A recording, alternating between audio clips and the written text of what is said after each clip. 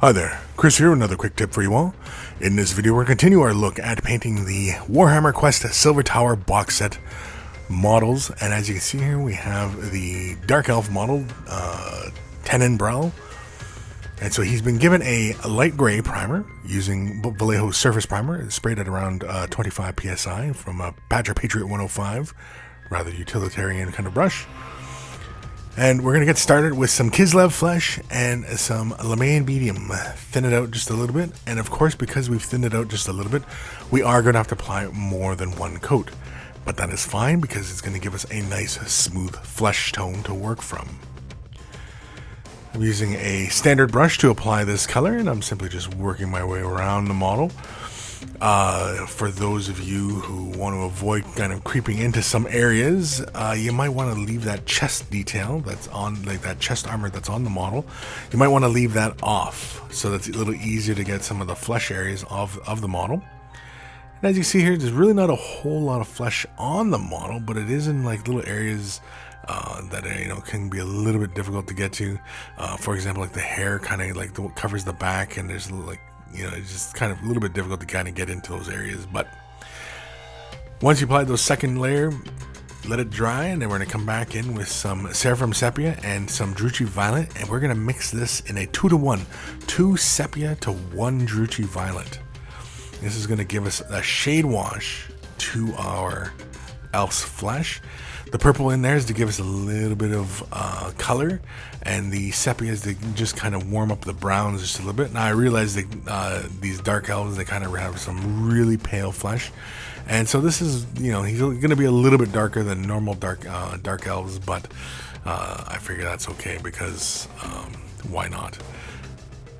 And so again, you can see we're simply just going to go around the areas. We really want some of the shade wash to kind of gather in some of the key points around the waistline, around the lines of the helmet, in the armpit areas, as well as like around the toes, capture the shadows around the toes.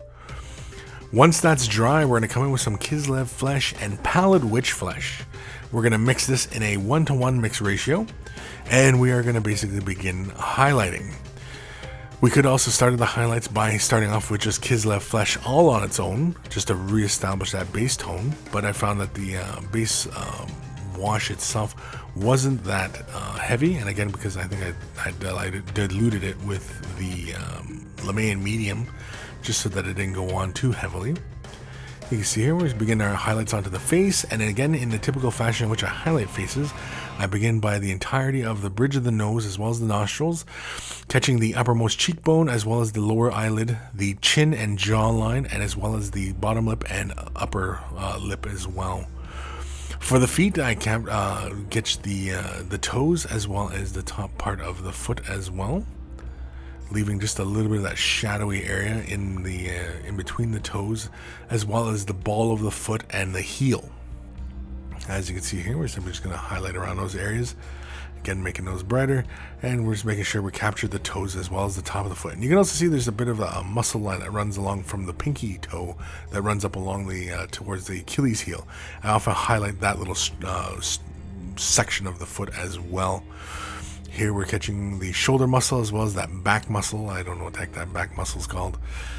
But anyway, the muscles there are there. Again, like the Dark Eldar, he's not, or Dark Elf, he's not, kind of rippling in muscles or anything like that, but he's definitely has some very streamlined form to him. So you want to try and capture a lot of those areas and allow a lot of those shadows to fall into those areas, like especially like in the rib cage and everything. You just really want to bring a lot of those details forward. Pallid Witch flesh is next, and this is going to be our next highlight, and we are going to basically just put this kind of on the leading edge of each of the muscles, kind of in a zenithal type fashion, but not quite. I'm doing the tricep as well as the bicep, leaving a little bit of color separation in there just so that it feels like it's not quite as high. I do the bottom of the pectoral muscle as well as the rib muscles, and the sides I do kind of the leading edge, the forward leading edges of them.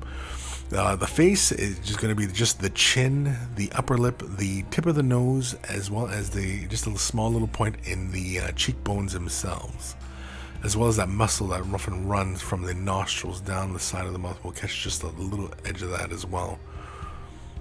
As you can see there, Again, we're going to catch the eyelids, but again, when we come back to do the eyes, we're going to end up kind of ruining a lot of what that highlight looks like anyway, so I'm not too concerned with the upper part of the brow, again, because we'll come back in and do the eyes later. Here you can see I'm just catching just the uppermost portion of the muscle groups, so that they really kind of bring some depth into them. Now you can see them, they are sculpted onto the model, but when you're highlighting it's not quite as apparent, and so you end up kind of making the details up a little bit. And so if you know your anatomy, you shouldn't have any trouble figuring out where the little muscle groups are. For the color here, I'm making sure that most of it is gathered at the toes, as well as that portion of the top of the foot closest to the toes, bringing it back towards the ankle, making sure that it stays more in shadow. Again, if it was zenithal, these areas would be darker than anything else anyway, so it doesn't really matter, but again, it's just aesthetics and it all looks kind of cool in the end. Next, we're going to use some Nuln Oil, and this is going to be for the eyes and the mouth. As again, you can see I take a little bit and apply it into the mouth. His mouth is open and his both rows of teeth are visible. And so be sure to capture those. And you can see for the eye here, I'm trying to build up more color here, again because he's dark Eldar or dark elf, and I'm wanting to have a more sinister appearance, but I'm also trying to keep it very subtle as far as whereas the eye is concerned, just because when I come in here with the white scar right here, that I know exactly where that eye is supposed to be. And of course I've waited until the Nuln Oil has dried, and so here I'm just capturing just the teeth themselves and then the eyeballs themselves. And of course if we make the eyeballs just a little bit too big, that's okay, because again when we go back to correct these areas, we're going to come back with the flesh tones and we're going to fix that all up anyway. And so here we're simply just filling in the eyes. And once we're happy with that, again, you can see some of the eyes just look a little bit too, like a little bit bug-eyed kind of thing going on. And that's okay, because again, like I said, we're going to fix it. Abaddon Black is next. This is for the pupils. I also use a little bit just to kind of separate those teeth a little bit more. Got a little overzealous applying the white in the teeth area. And so I use some of the Abaddon Black just to create a little bit more separation in that area.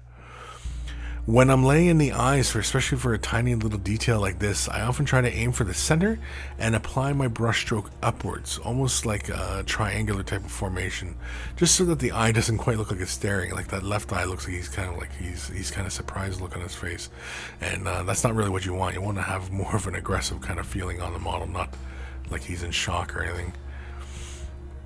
And so next we're going to take the Kislev flesh. Now, of course, to really kind of color match it, we could have added a little bit of Pallid Witch flesh so that we had a closer color match, but again, it wasn't terribly necessary.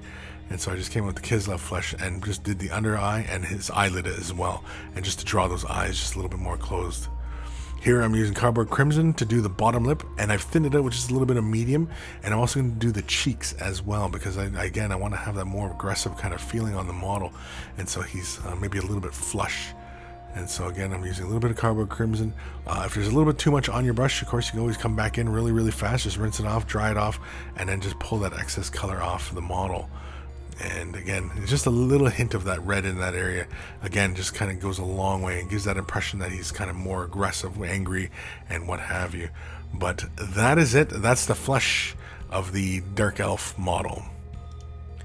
We've got even more painting tutorials in the Silver MiniWarGaming Vault. You can watch another one today about how I finish off the leather of the legs and the hair. Just click on the link in the video description below and watch it right now. If you don't have a MiniWarGaming Vault membership, you can click on the link and sign up for a free 7-day trial. Make sure that you get the silver membership so that you get access to all the painting tutorials, and you'll get instant access to over 1,000 painting tutorials already in the vault.